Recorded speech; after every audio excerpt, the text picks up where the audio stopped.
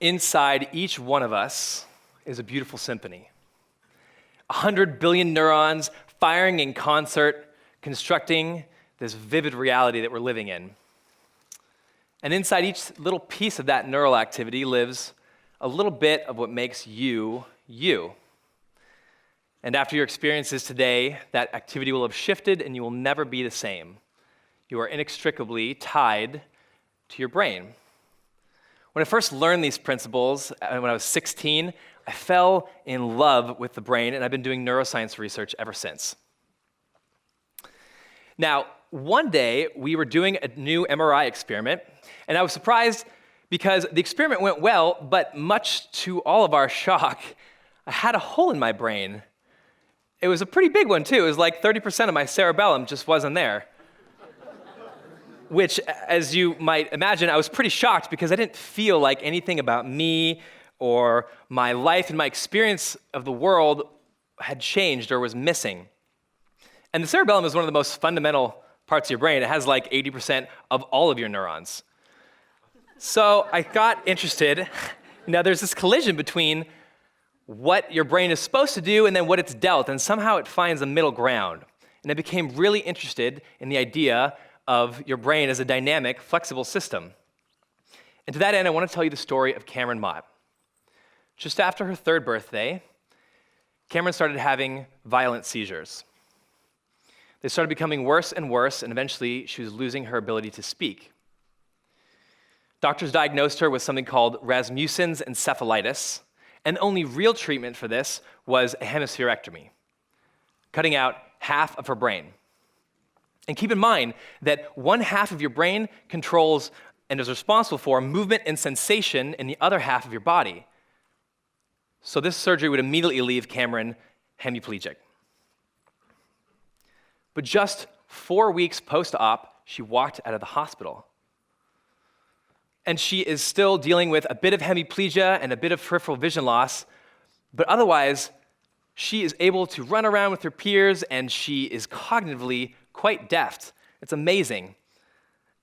And I wondered, consider that for a second. If I gave you half of a car or half of a phone, you wouldn't be going anywhere in LA, and you wouldn't be on Twitter right now tweeting about how mind-expanding TEDxUCLA is. Because for most devices, 50% equals broken. But somehow in this instance, with Cameron, 50% is almost equal to 100%. How is that possible? Well, the remaining part of Cameron's brain sensed the massive loss of neural tissue, and it physically rewired and reorganized itself to take over everything that the other half had previously handled. That is an ability known as neuroplasticity. It's the ability of the brain to change itself, to rewire. And so I think it's not a very good analogy when people say your brain's like a computer. It's actually just a really bad one because your brain is not static hardware. And although the prevailing view in neuroscience for a long time was that the adult brain was a fixed processing unit, it seems like every day we find a new result that says that's not the case at all. While there is structure to your brain, it is dynamic, flexible biology. Let me say that again. You and your brain are static, but you're also dynamic. You can change yourself. So the idea worth spreading is this. What if we were able to treat injuries and impairments in an entirely new way by hacking into your brain's ability to rewire itself? To show you what I mean, let's look at how we've treated depression. Since 1952, scientists and doctors have addressed the question of treatment for depression as a fixed hardware problem where there is a deficiency of happy neurotransmitters like serotonin, dopamine, norepinephrine. And in this context, it makes perfect sense that the way to go about it is to discover and design drugs which increase those neurotransmitter levels. Enter MAOIs, tricyclics, SSRIs, SNRIs. There are hundreds of them, but they all work in pretty much the same way. And these are marvels of modern medicine. I mean, on antidepressants, we see about 2/3 of people see some sort of symptom relief. But that still leaves 1.5 million people in the US alone who are still struggling to enjoy their lives, who are becoming disconnected from their friends and from their families. It is an awful, debilitating disease. So what would become possible if we address the problem from the perspective of neuroplasticity? So what we're doing is we're essentially finding regions in the brain that show different activation in depressed patients than in normals. So for example, if someone with depression shows dorsolateral prefrontal cortex, it is not as active as it is in other brains. We actually use electromagnetic currents from devices placed on the scalp to induce neural rewiring in those areas. So in the case of the area that was less active than normal, we give a pulse, we stimulate it, we do whatever we can over several sessions to say, can we upregulate that? Can we make this brain essentially push back towards normal behavior, one area at a time? And while this is a new technology, some of the pioneering work by Dr. Jonathan Downer at the University of Toronto shows nearly a 33% remission rate for treatment-resistant depression, which is depression where patients have seen no relief from therapy, they've seen no relief from antidepressants, and they are running out of options. And another wonderful thing about the idea of neuroplasticity is that while drugs are very specific on a molecular level, they're quite general still in their delivery, often affecting a whole host of parts around the body that we didn't intend, and leading to the laundry list of side effects that you're probably used to hearing at rapid speed at the end of drug commercials. But neuroplasticity kind of takes the other approach. Instead, we're targeting very large patches of your brain, but we're leaving the rest of you alone. And when we're seeing this, we're now in the midst of the personal medicine revolution. You can sequence your genome, you can get SNPs, it's $100, $200. I think neuroplasticity can fit into this because the devices that we use can be tailored very specifically to each individual. We can deliver just the right stimulating pulse for John, and we can give just the right targeting area for Jenny. There is a lot of flexibility to make sure that we address the fact that we're as different on the inside, probably more so, than we are on the outside, and any optimal treatment mechanism should cater to that. So, to me, this seems like science fiction coming true. I mean, we are on the frontier of non-invasively being able to rewire your brain to alleviate certain types of mental disorders. And while there's debate in the literature, as there always is, what's the right sham, what's the right control, where do you target? It doesn't matter, we're almost there, and the possibilities are startling. And once we get there, the next question becomes, if we can rewire your brain using devices, would it at all be possible to help your brain rewire itself with just your own thoughts? And that seems kind of crazy, but that's the idea of something called real-time neurofeedback. Essentially what we're doing, if you give the example of, let's take addiction. In cocaine addiction, we show subjects luring images of cocaine, and we induce their craving network. So these are cocaine addicts. And then we present them with the real-time feedback on what their brain is actually doing. What is the craving network in your brain really doing? And the idea is that we're asking people to surf their mental landscape and do whatever it is they need to do to make that bar go down, which essentially is exploiting whatever conscious control, and probably in most cases, unconscious control that you have over your own brain to rewire it intelligently at just the right times, with just a little bit of biofeedback. Now, I think that this has real implications for the legal system, because we're getting to the point where our neurochemistry is getting really good. We're now able to give particular types of drugs to change mood states, and in one case, we as a government are now disarming criminals with drugs. And that might sound like a 1984-esque type of statement, but consider that we already do it. In California and many other states, we mandate what's called chemical castration for reoffending sex offenders. So they're forced to take medroxyprogesterone acetate to reduce their libido, and it's effective. And I'm not here to comment on the morality of the subject, but I do feel that as We look for new ways to rehabilitate criminals instead of warehouse them. Neuroplasticity would be an incredible option where before we say, you have to take this drug or we're not letting you out, we instead see, is there any possibility for this person to be rewired or to rewire themselves?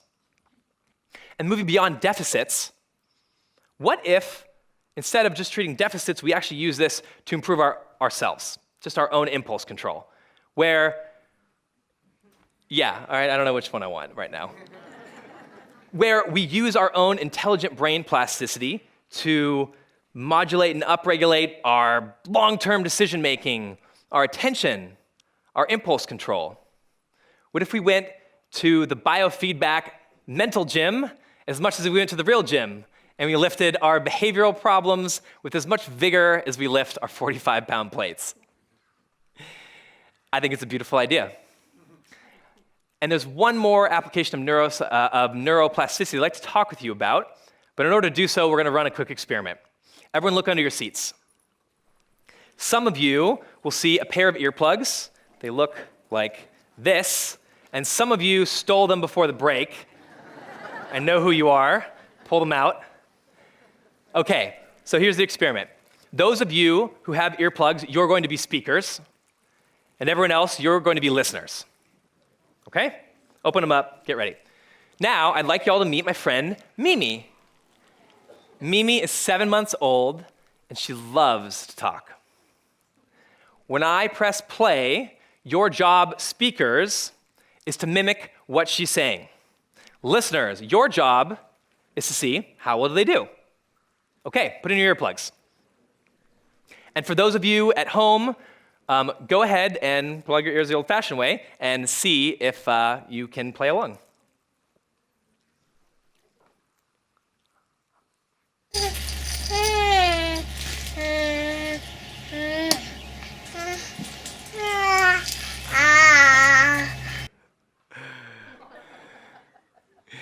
Okay, listeners, how did they do? Yeah, like pretty terrible, actually. And look, I kind of set you up to fail on that one because lip reading is a really difficult problem. But lip reading, babies who, as all of you missed, can make vocalizations without their mouth moving at all, and then who speak with toys in their mouth is a really, really difficult problem. This is harder than neuroscience. And so imagine, though, that Mimi is your child, and this is every day of your life. That's the reality for deaf parents and the over 90% of their children who are hearing able. And this can lead to a real divide between families because parents are unable to engage in traditional baby talk. And it's now very clear that traditional baby talk is not the cute or annoying musings of parents, but instead it is a tool specifically designed by nature to teach language and to foster connection. And you can imagine if that was gone, it would be a really difficult issue. So the question that Dr. Ariana Anderson and myself at UCLA asked was, if you can't get infant vocalizations in through the ears, is there another option? Well, when you scan brains across the population, you see that there are very specific parts of your cortex that are devoted to processing one type of sensory modality or another. So, for example, this morning on the TEDx tour through UCLA's Staglin Center, we see that there's a very particular part of Stephanie's brain that lights up only the visual information. And independently, there's a completely separate part of the brain that responds only to touch. But here's where it gets really interesting. When you scan the brains while blind people are feeling Braille, you don't just get the touch parts of their brain active. You see visual areas active as well. And similarly, when you scan the brains of the deaf population while they're communicating using sign language, you don't just see the visual areas active from seeing the gestures, but you actually see auditory cortex activated.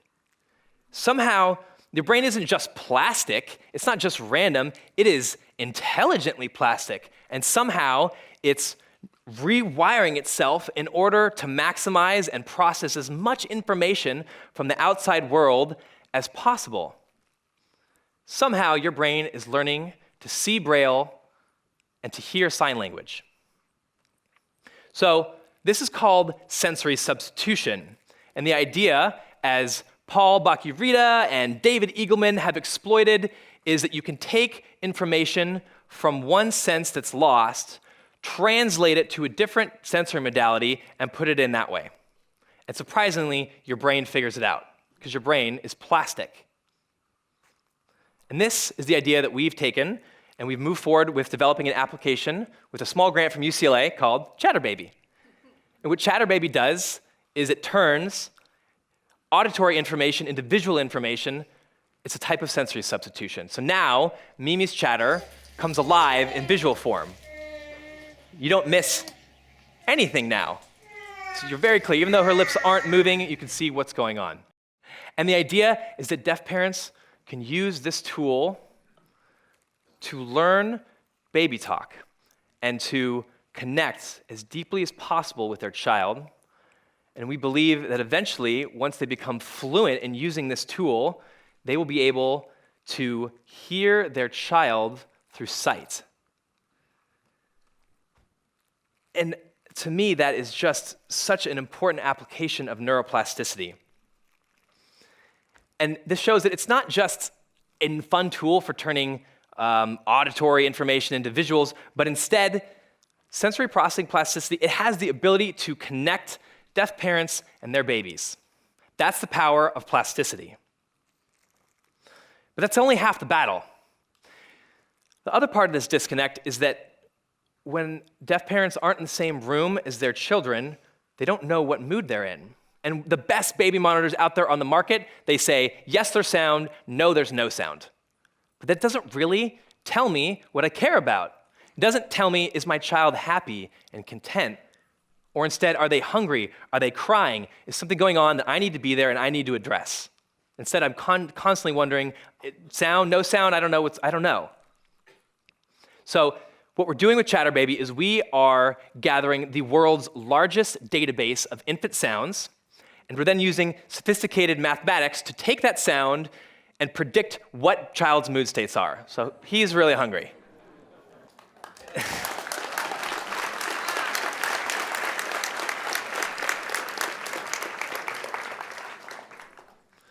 And the idea is that we can use neuroplasticity to make a real difference in how deaf parents communicate with their children.